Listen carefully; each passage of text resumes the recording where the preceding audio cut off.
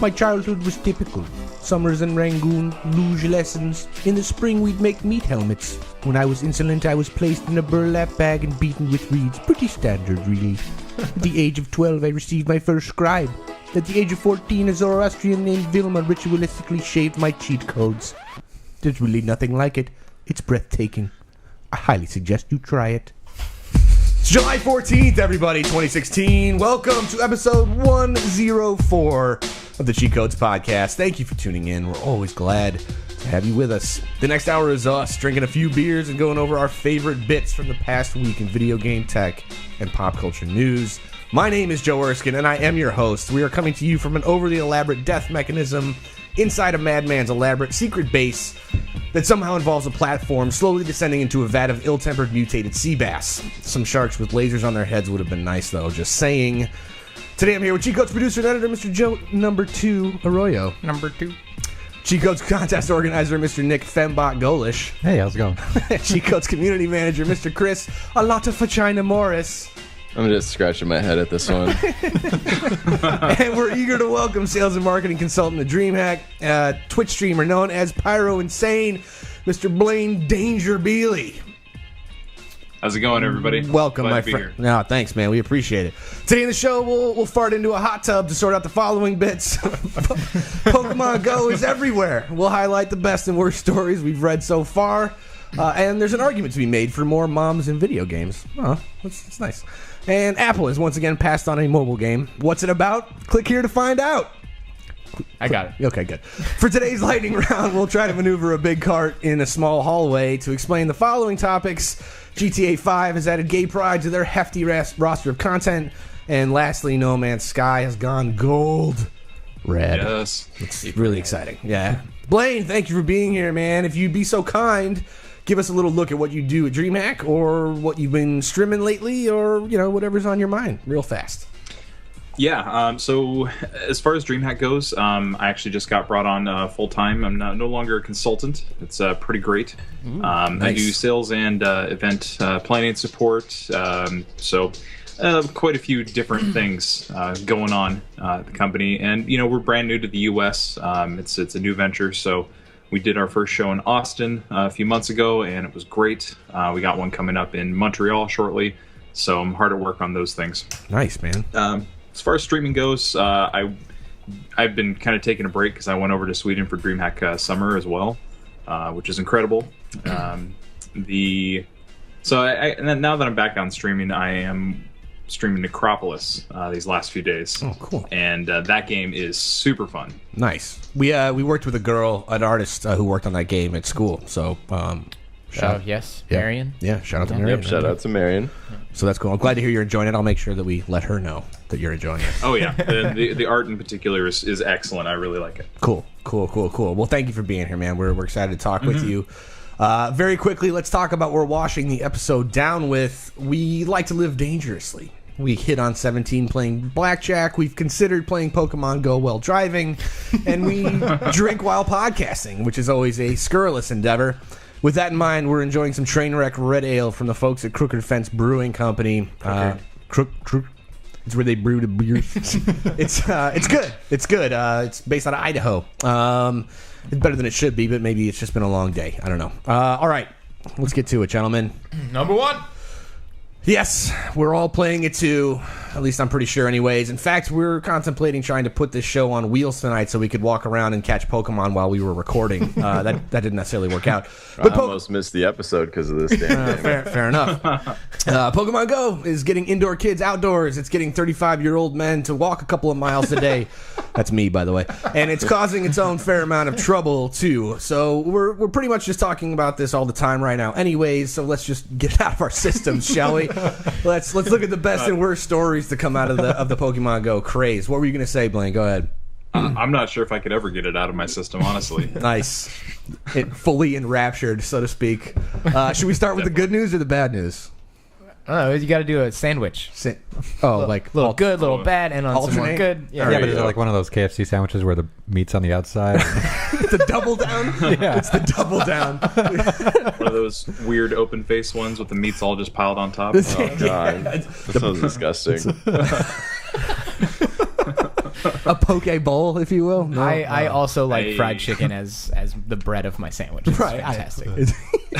The way it feels on my finger it's as well. breaded. It's breaded chicken. the You gotta- scalding. Yeah. Yeah, it is It's breaded fried chicken. It's chicken. bread. Okay. All right, we're off to a great start here. Let's start with some of the good news. I think everybody can attest to this fact. At the very least, we're all outside.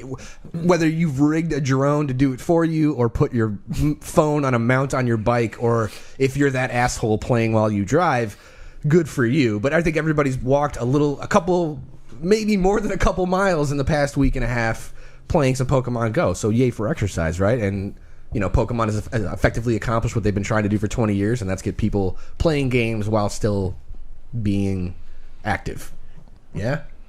Absolutely. I mean, you had the step tracker thing that they did where you could load a Pokemon into it. Gosh, what generation was that? Game Boy Color or something? Right. Yeah. I thought those little like keychain dongle, yeah. Yep, I had one of those, and I had my Pikachu on there powering it up. I probably still have it somewhere, but Pokemon has always been trying to get people together, and this truly has brought people together. My girlfriend and I have walked 20 miles in the last week playing this damn game. That is awesome. That's so And we were downtown last night, and there was probably a good 30 people hanging out at this spot with 3 Pokestops right there with lures on it for like 6 hours. It was nothing like, I've never seen anything like this. Yeah. It definitely feels fresh as hell. Like Yeah. very yeah. novel in that respect. Just watch was, out for lures by users with names like Windowless Van 32 or No, it Does this rag smell like chloroform 5? They have all the candy for my Pokemon, right? It's like in the van. I just have to hop right in. Eevee candies. That van says free Mewtwo on the side, though. Yeah, free Pidgey candy. Like, oh man, I can always use some more Pidgey candy.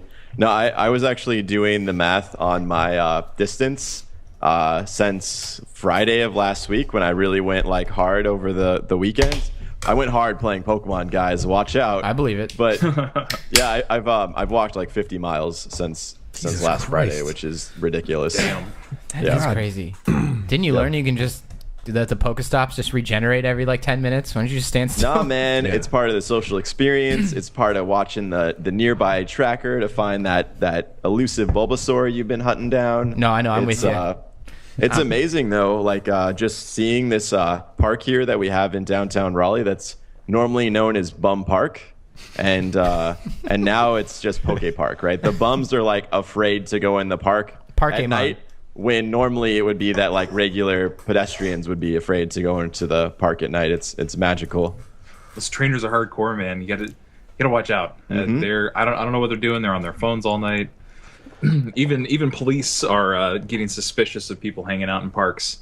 Until they jump out of the car and start playing with the people hanging out in parks late at night. Yeah, which is happening Right, quite yeah. a bit. Yeah. That's pretty great. Yeah. That makes me happy. But I think would you get this kind of like across the board, like a spectrum of people? Like you got little kids who are, may or may not are old enough to have cell phones, let alone smartphones for that matter. But I mean, I've seen, I'm 35, I'm playing it, I'm walking around every night, like around my neighborhood, checking it out. Like I've seen like full on gray haired, like older couples walking around with their phones doing it. Like it's kind of crazy. Like there's no, like, what's the demographic for this? I'm not sure there's a real answer to that. I think the real demographic here is us 90s kids and 80s kids who grew up playing these video games. That, I think, was the target demographic because they started with the original 150. Well, they don't have all 150 in yet, but, OG Pokemon generation, right? Right. A lot of these kids who grew up in, late 90s, 2000s don't know this generation like we do. And I think that's really hit the nostalgia for us, and that's probably why the game's made, like, what is it, already like 15 million or something? Because we actually have money to spend on it, not the kids who are playing the current generation. That's true. Yeah, you catch the demographic that actually has jobs and they're Exactly. Disposable income, Yeah. so to speak. Yeah. Exactly. I mean, I've already spent like $20 on the game just to buy, modules? enough incubators to keep up. Oh, that's right. right. Yeah. Otherwise, you get How much money have you guys put in so far? $0. No money. $0. Oh, nice. Yeah. I don't know. I have a weird aversion We're to self-control. microtransactions, but that's just How much, Blaine? Like I said, 20 20. bucks. Yeah, 20. Okay, $20. Yeah. What about you, I'm at Chris? $20 too. Okay. Yeah, you guys are gonna spend money sooner or later. If you actually are serious about becoming Pokemon masters, then you'll have to. That sounds like a typical sales pitch. And No, would you also no, like me to get into a timeshare with you? Hey, I don't make any money off Pokemon. I'm just saying, if you want to be a real Pokemon master, if training them is your cause, then I don't think I feel like the $20 that gets spent, and if people want to spend money in the game, that's totally cool. But I feel like I'm kind of hedging my bets right now because when they finally update and add trading and stuff, I'll have reaped the rewards through that as opposed to spending money on see. lures or incense. I mean, it could go either way. Well, I'm not sure, but I have every intention of spending money on it in like a to show my support kind of way, but not really to actually gain something from the game at this point. Like it would just be like, oh, I've spent 100 hours with this. Here's they 20 deserve bucks. they deserve a little bit of that's money how with you how much time justify I it to yourself, and then slowly you find that your bank account is draining, and you're checking your statement, and it's all Google Play, Pokemon Go checkout receipts. I go from fish to whale overnight. That $20 with a Machomp. This one was a fucking bee drill. Like, it's pretty- Shit. Where my Pokemans at? it is pretty easy to get into that. I mean, you it's a start. slippery slope, man. Well, yeah, you spend a little bit on, and you're like, oh, I invested in this game. I might as well invest more in it. So Yo, man, you got that bee drill? I suck your dick, man. Drop that lure right now. Y'all got any more than Pokemon? All right, what's some of the negative? Yeah, we need to hit up some So I think for the most part, it's been a generally like positive experience across the board. But it is worth noting, like games journalism, or at least like basic like weekday morning talk shows wouldn't be doing their jobs if they didn't highlight some of the the more outlier negative stories too. And some of them are kind of great for the wrong reasons, obviously. But I mean, there's been a couple stories of people finding dead bodies while out looking for Pokemon. There was a great moment in Australia when like 2,000 people got together, like based on this one Facebook group, and it was like this super cool statement of like solidarity and like social gaming and people running around doing something like active together but still playing a video game. Apparently that's continued over the past couple of days, and the apartment complex in Australia near that has started chucking water balloons and rocks at Pokemon Go players. Oh my God. Because they're there like 24/7, even like 2-3 in the morning. So How else are you going to catch ghost Pokemon? that's what I'm saying. There you go. There's been the whole thing about a couple of the guys, I forget where, were like throwing up lures in the middle of the night in some like shitty neighborhood, and then people were going out there and then robbing people. Like there was that, like legitimately luring. Yeah. There was and then I saw some picture of John Mayer saying that he spent $100 on Pokecoins, and that disappointed me too. So go ahead. I mean, with the story about the people getting robbed, it's kind of just common sense, right? Like, okay, there's a lure in this dark part of town where nobody else is. Right. And maybe I shouldn't go there at 3 a.m. with a black BMW parked in the corner that has people in it. It's. I feel like okay, it's bad, but it's not necessarily a Pokemon Go bad thing. It's like the people who got robbed. Okay, that was stupid of you. Right. Yeah, I so don't know it's why- so if anything, Pokemon Go is aiding in natural selection, which is nice. It's like a Darwin Awards type of situation.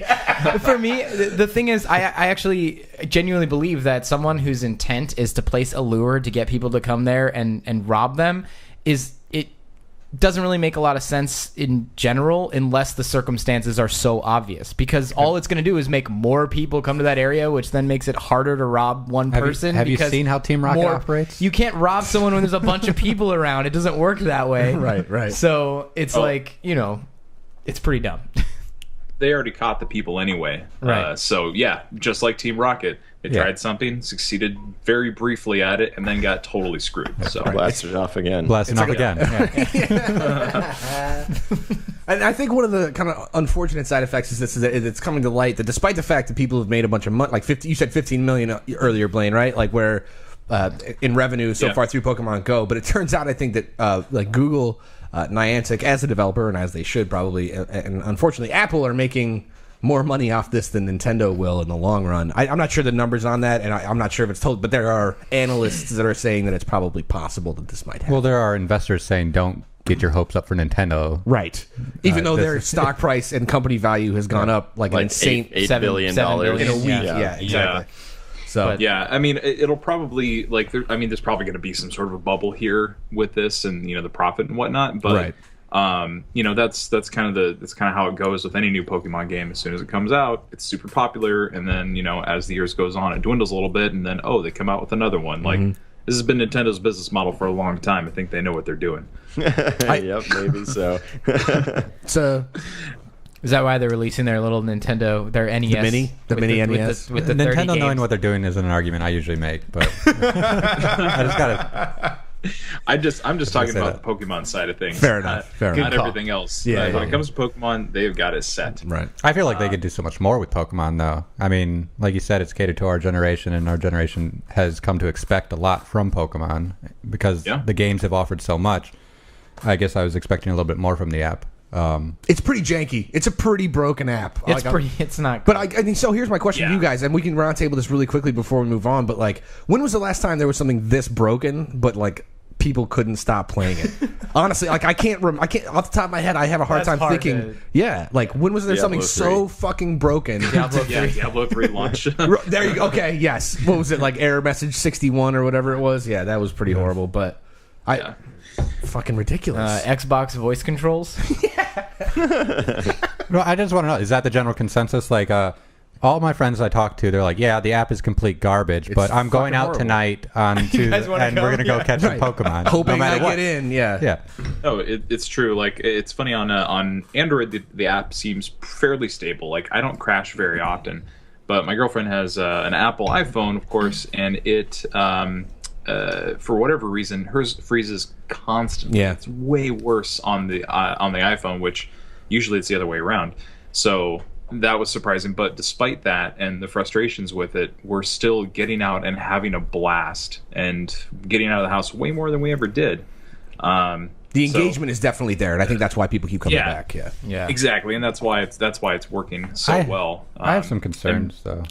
Like, Well, no, like, no, like, It's like I have some. no, everybody's really enjoying the novelty of this right now. But Yes. if they don't have a substantial like gameplay mechanic, people are going to stop playing this Correct. in a little while. Like, people are going to have fun; they'll still be able to go out and do it. But if there isn't more to do, then why am I playing this? I mean, I know they're coming out with patches soon and stuff, and Well- they're going to introduce trading. But sorry, Chris. Yeah, trading, I battling think your friends. I think that part of the huge draw to the game is it's pretty simple on the mechanics front, right? It's not very elaborate, and they'll probably roll out more stuff. But from what I've seen, it's actually the social aspect more than anything else that is compelling people to go out in droves and to play and to continue to play. Like hell, I even met a couple people over this past week that I became friends with, and now we're going to like a Pokemon Go meetup at the convention center on Saturday. Nice. So I've gotten out of the house every single night since this game has come out, and like have met new people every night, and that also is like kind of exciting about all these different demographics of people like wandering around playing Pokemon that are all like super friendly to each other, and they give you that kind of like knowing nod and smile when they see you playing, but their phone is dead and they're like walking down the street. So this is the new Tinder social more hookup popular app than kind Tinder. of thing. Yeah, man. Like, Didn't you guys read that? It's more article popular than about, Tinder. like, who's gotten laid from Pokemon Go so far, and like all these people had like tweeted about it. Oh yeah, I Finally use those Pokemon pickup lines, and they're gonna work. Yeah, Pikachu. Yeah. when we were walking through the park the other day, I saw a guy chatting up a girl about Pokemon Go, and I was like, "Oh, they're gonna get together. That's so cute." and then when if you're not interested, then you can tell them to just go, go Pokemon, go fuck yourself. Yeah, that works too. All right, we're gonna move on here very briefly, but I want to know. I know the three of us are Team Yellow. Blaine, what team are you? I'm Team Valor, Red. Okay. Oh my god! All of you guys, we are no longer friends. Yeah. Wow. Yeah. Well, we're sober right now. To We be fair- finished eating all of our glue in the house, and we're To be fair, Blue's been pretty judgy about this. They're like Team Valor. God, those goons and everything, and Team. Team Valor is so aggressive, and then Instinct is just like I don't know what they're doing. With their lives. we're going by the seat yeah. of our pants, our instinct. You know, wherever the glue takes us. The other day we were walking around and we found a Ponyta like off in a corner of some like spot where you would never go, and we saw this girl and she was like, "Oh, hey, you playing Pokemon? What do you do? Oh, that's awesome." And I was like, "Yeah, hey, there's a Ponyta right over there. You should go get it because finding them in our area at least is difficult. And she's like, "Oh, thanks, that's awesome. And what team are you on?" "Oh, Team Valor." And she's like, "Oh, well, that's okay."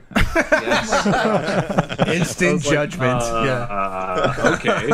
I mean, I personally don't give a crap what team you're on. Sure. I'm just here to play the game and have fun. And the spirit of competition to me is fun. Some people take it a little too seriously, I think. But it was like it was almost like she was surprised that somebody from Valor shared information. I was like, I want you to be better so that I have a challenge.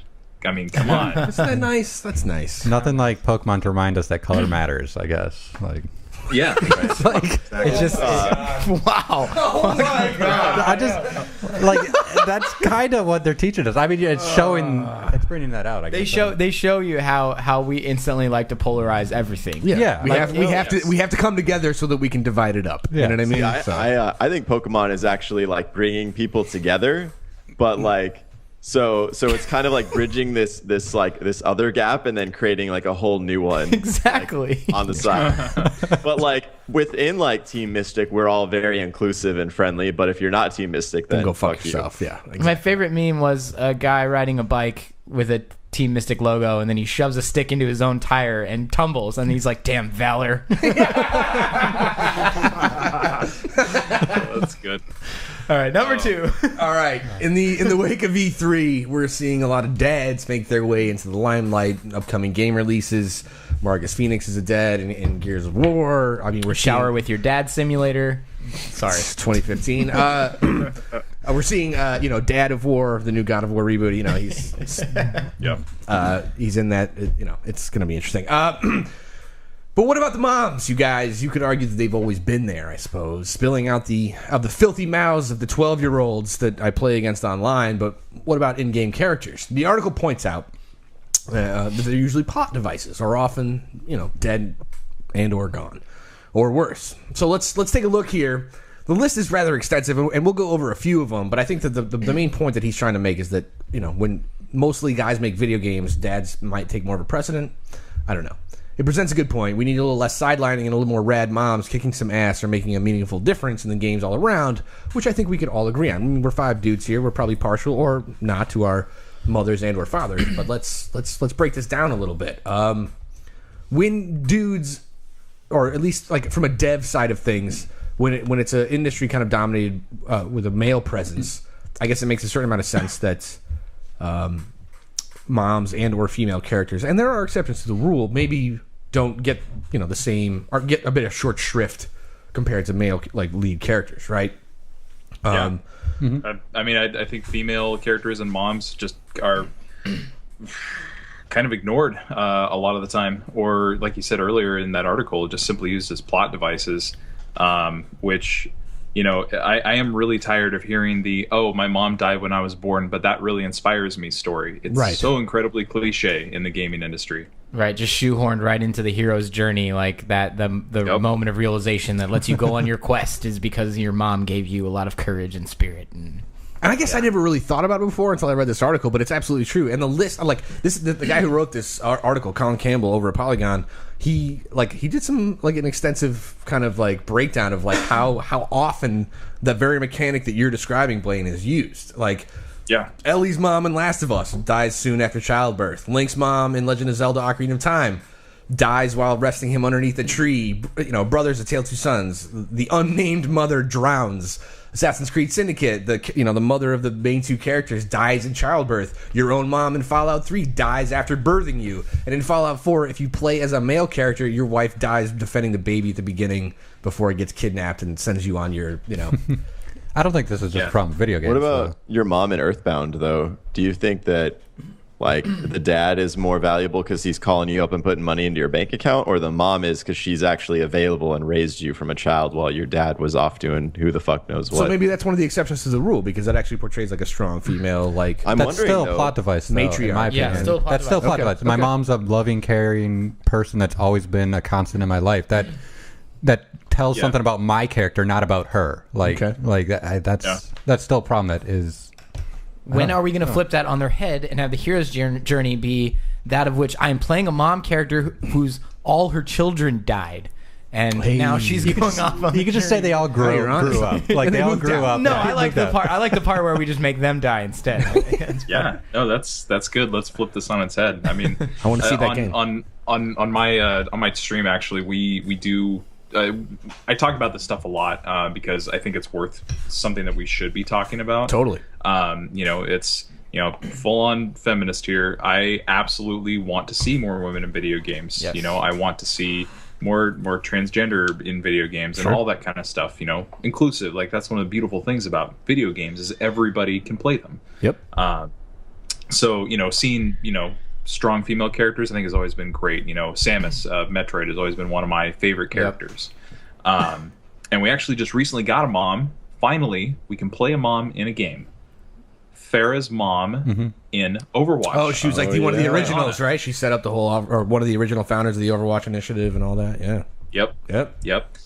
So I mean, while it doesn't have like a big RPG storyline or anything like that, and Overwatch has some pros and cons to its inclusiveness and portrayal of female characters and all nationalities and all that. But I think it's pretty amazing that we finally have a mom in a game, and she's an older female character. Like you see plenty of female characters in the game, but how many older women do you see in the game? How many women do you see with white hair that are playable characters?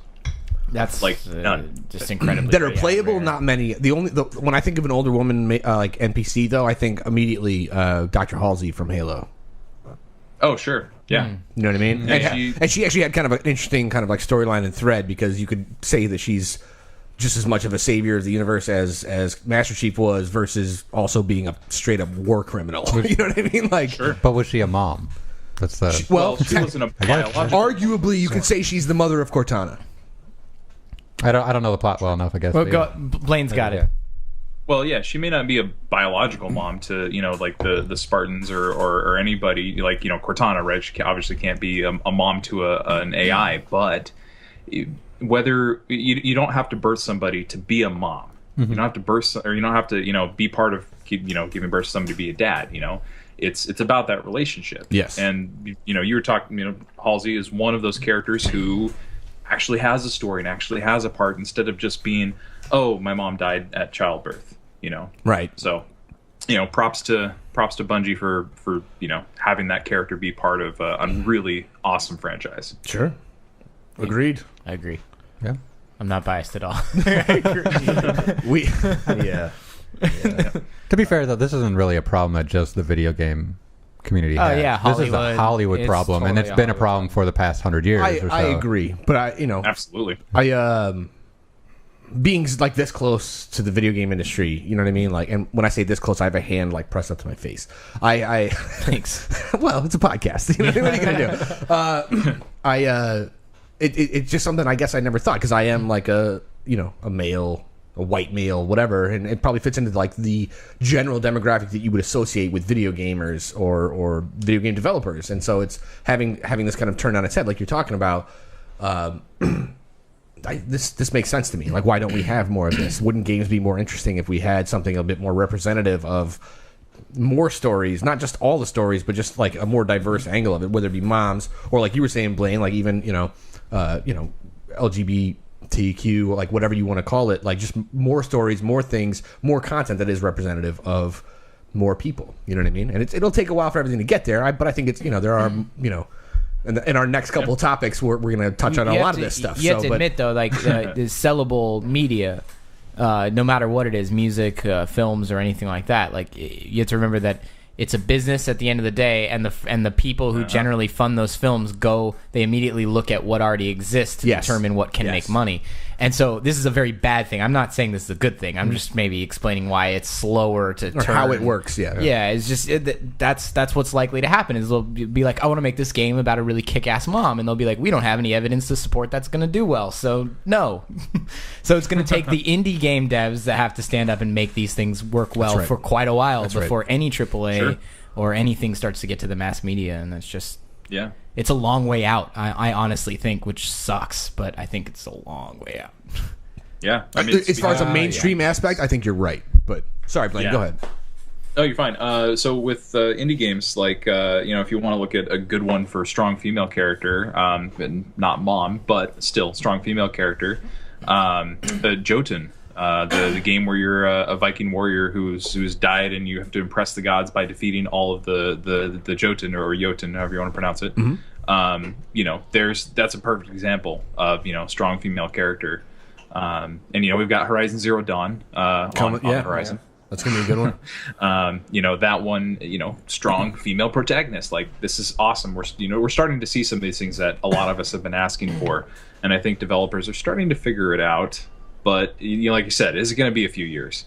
But I'm hopeful for it. No, me too. Yeah, me too. And we've seen examples like you can say what you want about Tomb Raider and certain portrayals in the past, but I think they've taken they definitely like contemporized that franchise again in the past 2 games. It makes it very relevant, and you could even say like she's not a playable character, but like Nathan Drake's wife in 4 is a valuable piece of that story. You know what I mean? So there's a bunch of Elena. Yeah, thank you. It's still kind of sad though. Like the only mom I can actually think of in a video game is the most recent reveal for an Overwatch character. Like, it's hard to think of any other character like that, and it's kind of sad that's. It's funny because the first one I thought of was actually the mom from Ni no Kuni, and that's the image that they used in the article. And I immediately thought I was like, oh, yeah, she dies too early on. Like in the game, I'm like, God damn it, you know what I mean? Like, but relevant to the point, I suppose. But can we not think of any games that have moms in them? I'm like, I've been sitting here trying to think of them, and they're not there.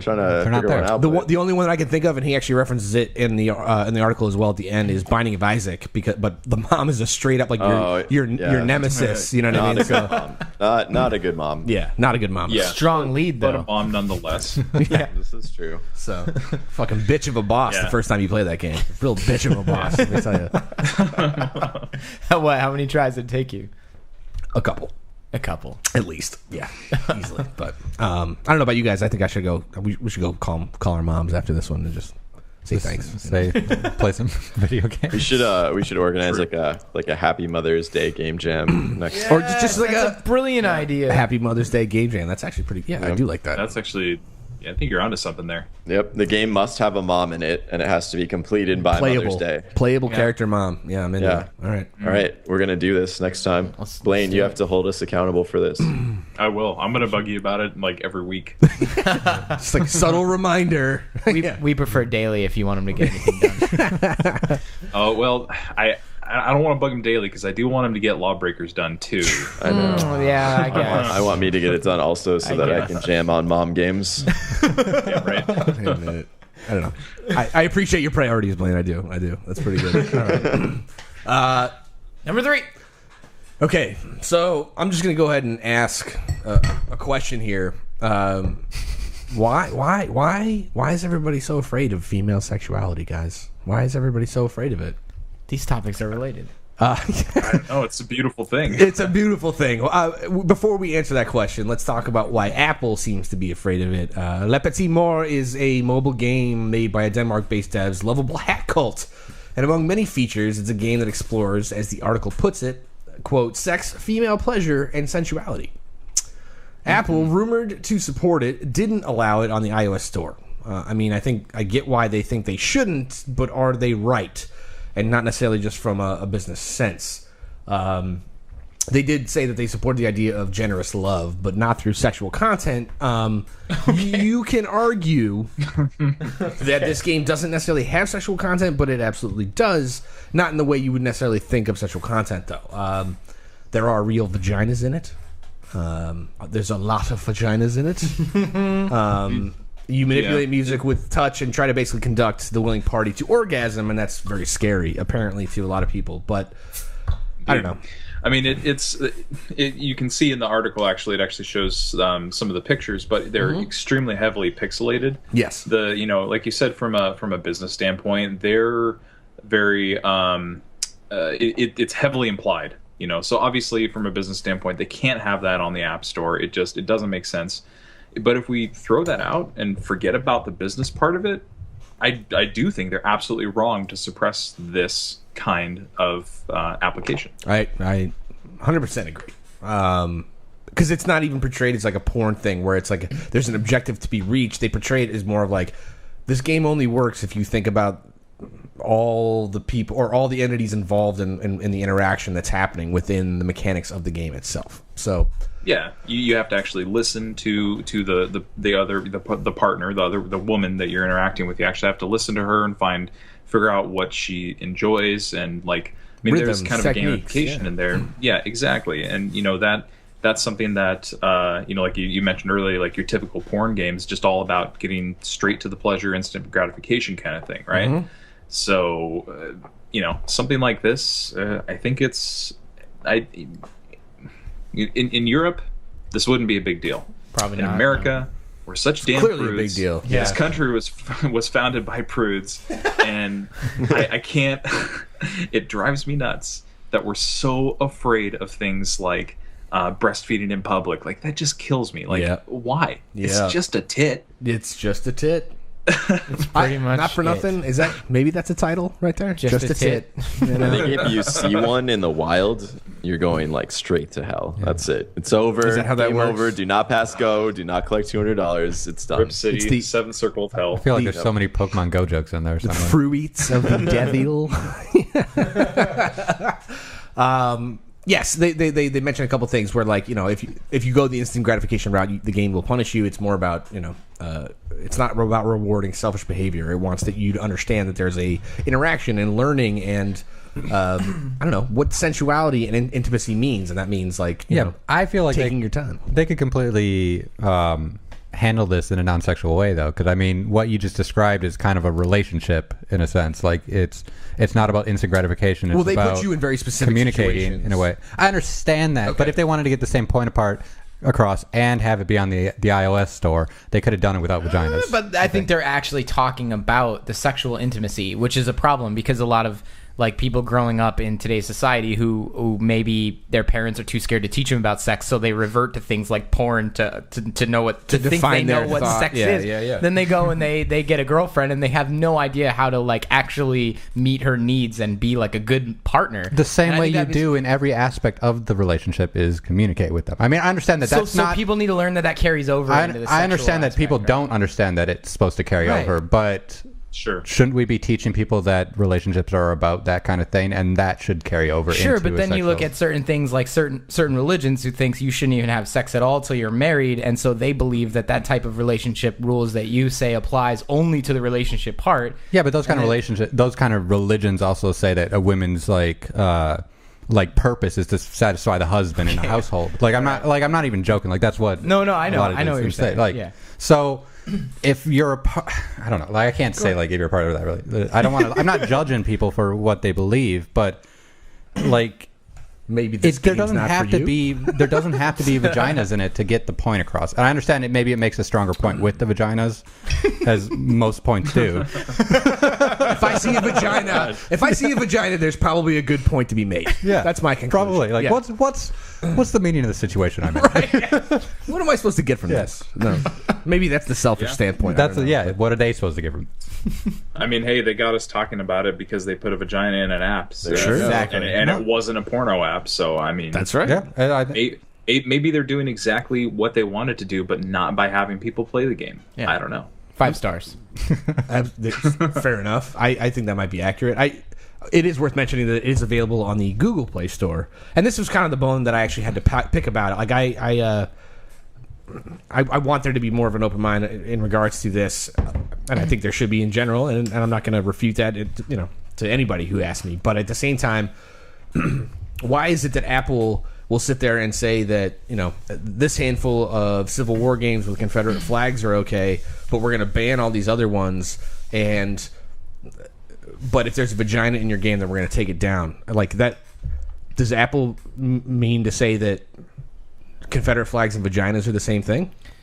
I'm so not a fan of. You're welcome. You're welcome, everybody. I really think that Apple's just always played the conservative route, and they always go with the popular majority, and I think you're right. Yeah. they've always been slow to adopt more progressive policies and or progressive business practices or anything like that. And that's one of the reasons why they stay on top, because they're careful about what they do.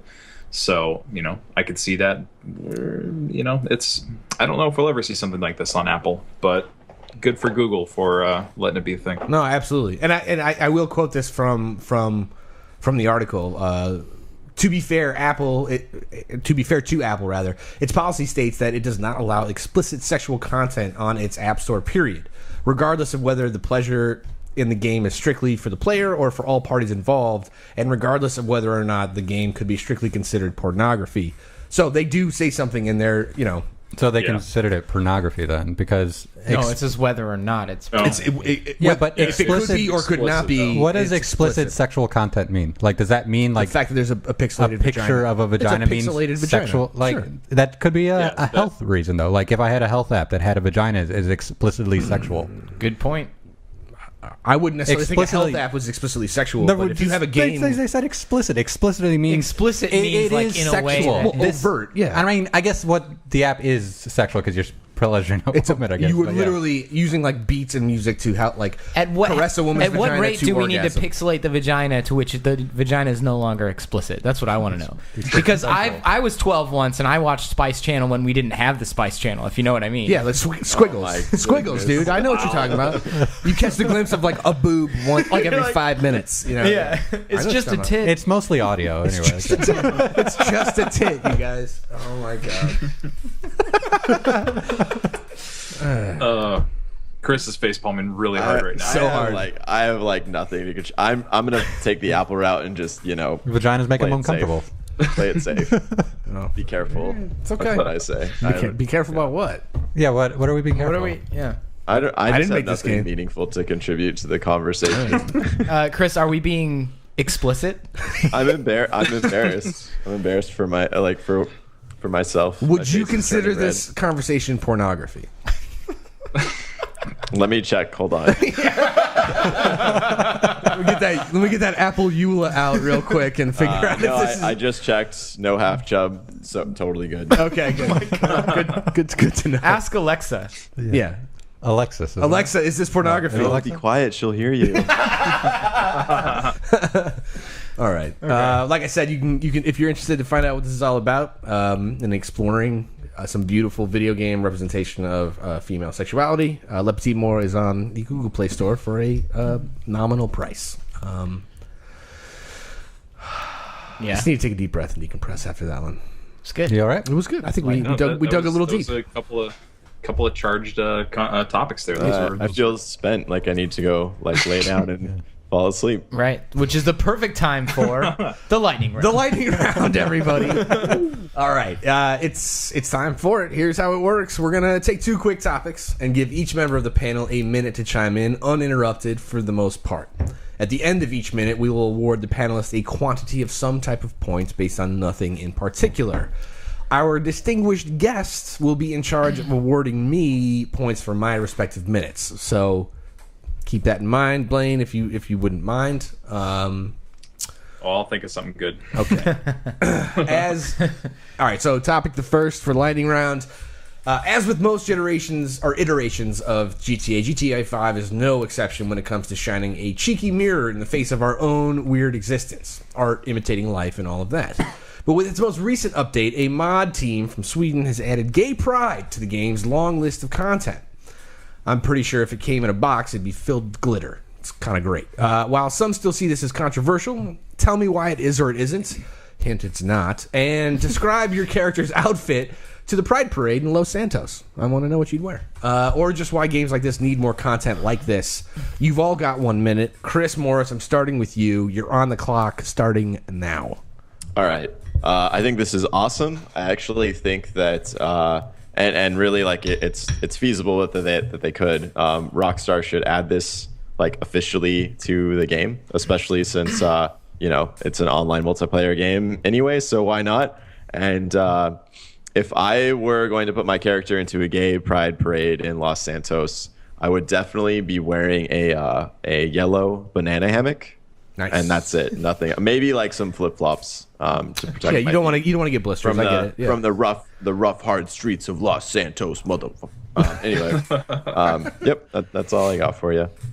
I'm going to give you a copy of the unfinished sequel to The Ballad of Gay Tony, an expansion on GTA, 3 or 4? I forget which one it was, but there you go. How about All that? right, thank you. You're welcome. Yeah. That's good. Mr. Arroyo, Yeah. I'd like you to give me a minute about gay pride in GTA 5. I hope this topic is not polarizing because I also think it's obviously a great thing. Why wouldn't you put something like this in a game? It's kind of becoming a reoccurring theme in this episode of just wanting to see more representation in games, and now we're getting that opportunity, which is cool. So I'll just cut to the fun chase and let's talk about maybe what I would wear in with my character. I do one of those things where I'd pretend like I'm being Cookie Monster, but in reality I just have like 3 blue boots, and that's pretty much That's it. it's pretty much what defines. Start walking around and be like, nom, nom, nom, nom, nom. Do you have like a Cookie blue, Monster. like pretty good. wiener sock as well? Yeah, well, sure. Okay. Use your imagination. Now you're borderline furry at this Also, point. I don't want to confuse I anybody. went for the footwear as well because I'm concerned about protecting my feet on a long day of pride. of parading. So- Indeed. I will award you. Give me a cookie, please. I'll award you the gayest cookie there is. I don't know what that is, but I want you to have a gay cookie. Rainbow sprinkles. You're welcome. Rainbow sprinkles. There you go. That's pretty It's good. Samoa's. Yeah. That's pretty good. Okay. All right. All right, Blaine, let's do it. You got a minute for me? 60 seconds on why gay pride in GTA is awesome and or what you would wear to your very own GTA 5 gay pride parade. All right, so I'm gonna have to echo Joe 2 here, number 2. That this is an incredible inclusivity deal that you just don't see in video games, and I absolutely applaud the developers who made it. And the fact that it's you can just download this and take part in your gay pride parade. I fully support it. It's an amazing thing. As for an outfit, I'm gonna have to go with sequins, just sequins glued to my character's body. And that's it. Straight up like Michael Jackson, rock with you, like the silver sequin thing. Yeah, I'm with it. All right, Yeah, I'm with it. but it's like body glitter, just like everywhere. Nice. That's Nice. pretty good. I'm into it.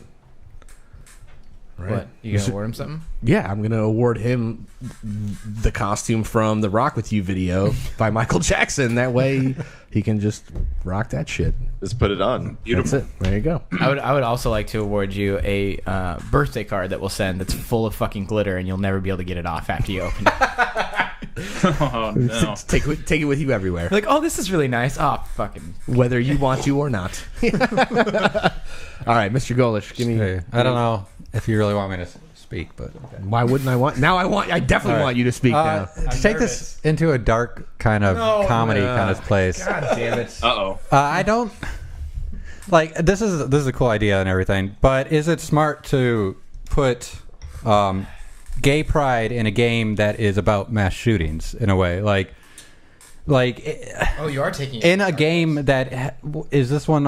Haven't they used this for ISIS training in the past? Also, like Okay. they use Grand Theft Auto. So like we got terrorist training for how to kill people on buses, and now they put gay parade in it, or the gay pride stuff, and it's a game about basically you go around. The sandbox element of it is to go around killing everybody. Like I don't feel like Grand Theft Auto is the right place for this. Like Shit, I didn't even think about that. like it's cool, but is it really appropriate to put it in Grand Theft Auto, a game that is about killing people in a way? Like Okay, so you ready? It just got so fucking real. Okay, no, all right. So you know what? I think a legitimate concern, but you know what? If you don't put gay pride in GTA, the terrorists win. Oh my god. I'm serious. Like you cannot restrict. Like this is like I was living in New York post 9/11 and during 9/11, and when all that shit happens, like do not change anything about your normal day-to-day life, because if you do, then the terrorists win. Yeah, That was kind of like the thought process at the time. So like don't let that bullshit dictate what you do or do not do in games or what you mod content for. My answer to you is this: if you don't put gay pride in GTA, the argument the terrorist wins if you don't do something is ridiculous in my opinion, because if you said, hey, what happened to minutes? let's not, I know, I understand, but if you say, I'm interested to see where this goes. if you say oh, we're not gonna like up our security at airports after 9/11. Like, would you have been comfortable getting on a plane? Like, I'm still not comfortable on planes, but that's a completely different story. but it doesn't invalidate my point. Like, no, it doesn't. If we wanted the terrorists not to win, we would have allowed them on our planes even more. Like, it's like, I get his point. Like it's what are we not? I understand what he's trying It's to called say. adaptation. It's called adjusting to changes. So you can't say I'm not gonna. We can't not do this because the terrorists will win. It's like that's okay. That's an argument, but it's just not. It's not a good one. I'm gonna award you for your minute one Subway poster that says, "If you see something, say something." That's a good one. The No Man's Sky team did not let the terrorists win. So That's right. Talk about There you that. go. Well, we still have. I have Can I have a minute, or are we done? Well, you technically took it, but Yeah, I think you took your minute. It's fine. You know what? Let's say You're you right, took your minute. Chris. Let's move on. All right. But now Blaine's got to save his points for the next. Yes, one. you have to. I don't get a minute this time. You have to double up with me on the next one. All right. I got it. All right. Second lightning round topic. It's getting heated. It is. It's getting warm in here. Yeah. After a development cycle of 4 years, floods, delays, and a bunch of questions, No Man's Sky has finally gone gold. The game with 18 quintillion planets, a game that no man, woman, or child could ever explore to completion on their own, will be in our hands within months. And I only brought this up so we can congratulate them, really, because it's fucking awesome when something like this, a project that has gone through such hell and madness, as a lot of projects do, finally goes gold. I actually saw it on Twitter when Sean Murray posted it, and I want to feel what that dude is feeling right now, like when he posted that picture, like the elation and the joy. You know what I mean? But anyway, I want to know what you would tell them for your minute to congratulate them. I want to know what you're going to name all your, like, the alien animals and planets in No Man's Sky when you play it, and I'm encouraging dick jokes here because it's a good place for it. And I don't know, just anything that you like. Tell me how you would feel if you completed a four-year project like this. Like, I'm just kind of curious how you're gonna spend 60 seconds. Let's end the episode on a high note. You know what I mean? This is a congratulatory, celebratory thing. So let's try and I don't know, bring it back. From the last topic, I guess, but I'm going to give you the first minute, Nick. How about that? You have 60 seconds. Go ahead. No Man's Sky, yay! It's cool. It's I forget what the question was exactly. I mean, if you want me to talk about No Man's Sky, I guess I would say like it's pretty cool to watch the development of this game, because I remember like a little while ago when it came on.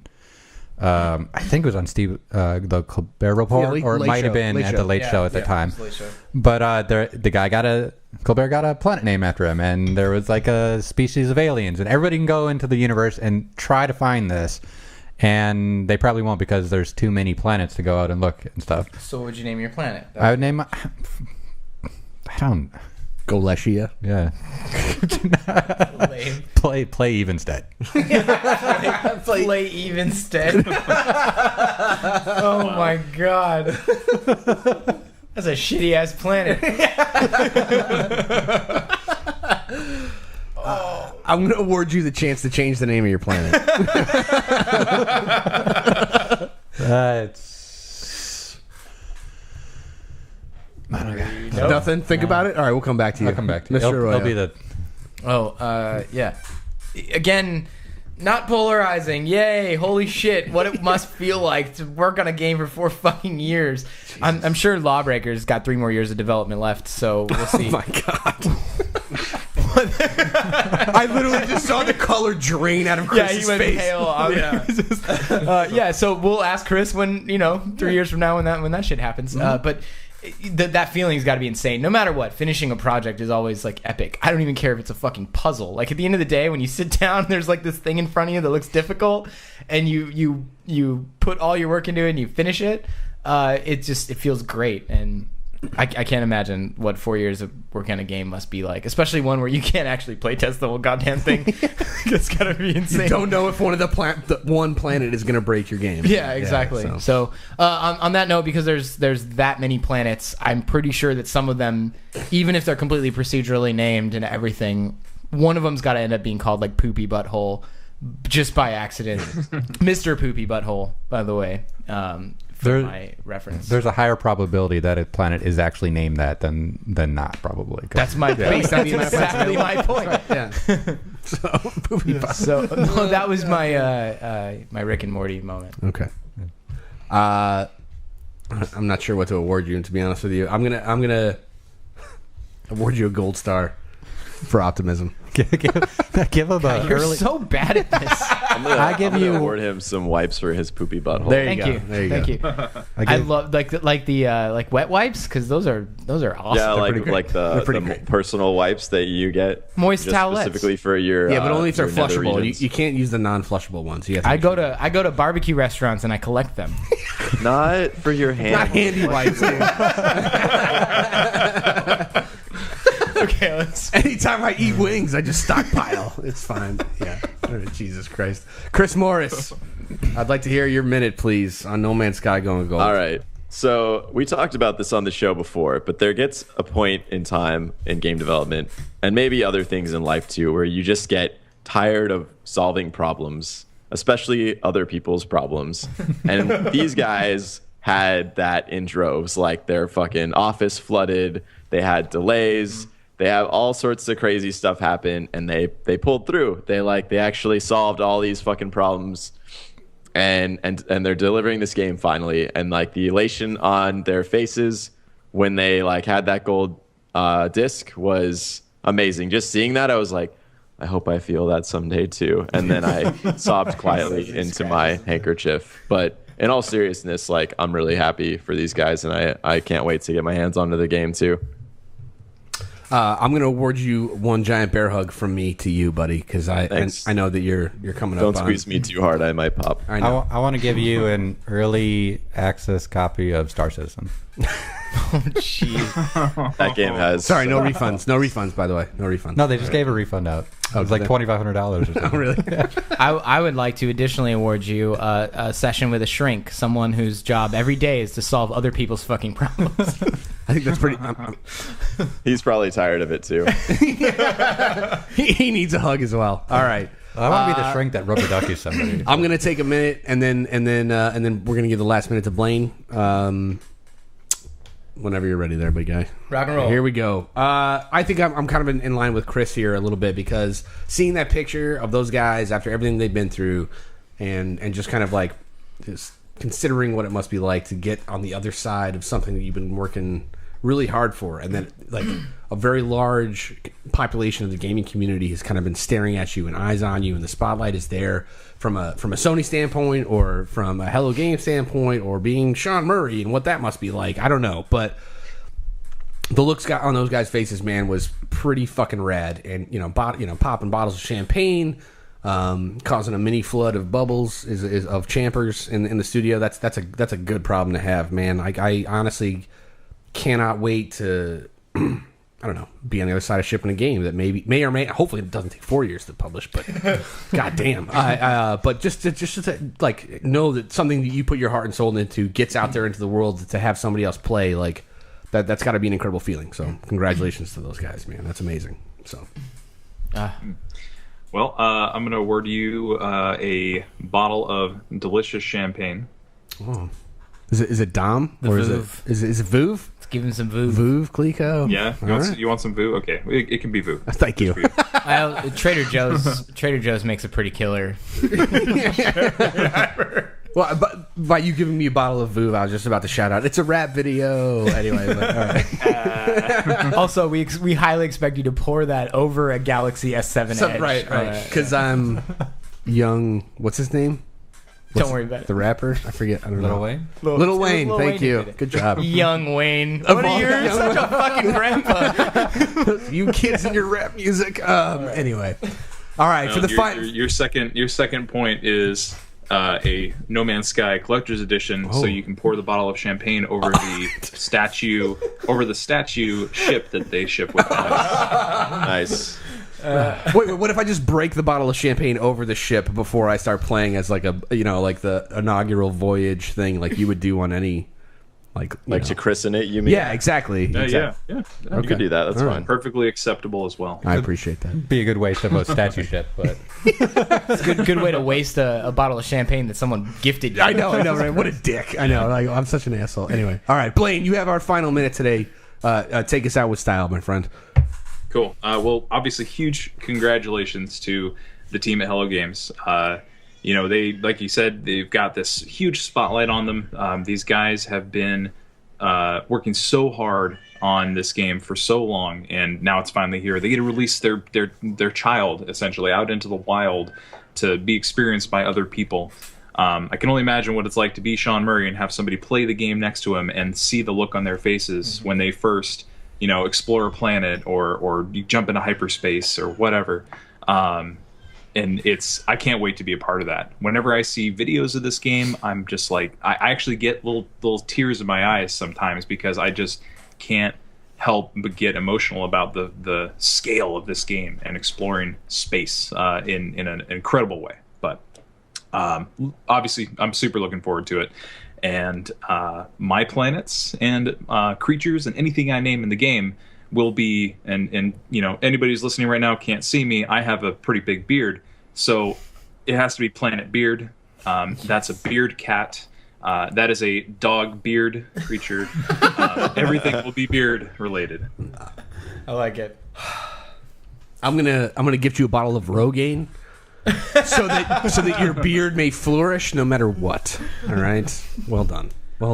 Thank you, man. That was fantastic, and sending us out on a high note. I feel like we had to do that after some heavy topics. We had to go out on a positive note. Yeah. Not that the other times weren't positive. I just want to make sure everybody's, or at least Nick anyway, is on a good note. So someone's got to take us to the dark place. How do we got to explore ourselves? That's right. It's true. We like all opinions are welcome. All right. Absolutely. There you go. Including the listeners. So cheatcodespodcast.com. Leave some comments. Yeah, please leave tons of hate mail specifically for Nick. Specifically for Nick. Episode 104 is coming to a close. Blaine, thank you again for being here. We really appreciate it. Shout out those streaming deets for the listeners one last time, if you wouldn't mind. Absolutely. So you can find me on Twitch and Twitter at PyroInsane. So that's my handle. That's what I go by. You can call me Pyro, whatever. And of course, I hope to see anybody there. And thank you guys for having me. This has been a fun podcast. I've done quite a few in the past, and this has definitely been one of the most enjoyable ones that I've done. Thanks, That's awesome. Awesome to hear. Thank you. Yeah. I bet you say that to all the podcasts. But I'm still gonna walk away from this feeling good about it. So that's all that matters. That's right. I only say that to the ones I like. Oh, I would appreciate that. I'm sorry. I'm blushing because of Blaine's comments. I'm blushing a little bit. Bring it together, man. I know, right? Focus. I got a show to do, goddammit. Thank you for being here, dear listener, as always. And know that we're always curious to hear what you think, so make sure you chime in over at cheatcodespodcast.com, on Facebook, on our Twitter channel, whatever the fuck. Who cares? Yeah. It's our Twitcher channel. Hey, there you go. How about that? It'll do it. That's gonna do it for us for now. Make sure to check us out on Patreon. We're there. We're pining for your hard-earned dollars, and we're $2 a month, please. And we're eager to earn them. So you can become a patron for as little as $2 a month. So if you're into the show, help us out. Make sure you check out PyroInsane on Twitch, as always. And thanks to everyone who's jumped in and gotten on board so far, both to your viewers and to our listeners. How about that? We'll see you next week. Yeah, baby, yeah. It was a horrible fucking impression. I can't do Dr. Evil. I can't do Austin. I don't know. Whatever, man. You just can't handle Mike Myers. I can't handle Mike Myers, I guess. I did. There you go. Put it out there. The opening was very Zoolander, yeah. Yeah, it was a little bit. Cheers. All right. Good night, everybody. We'll see you next week. Cheers.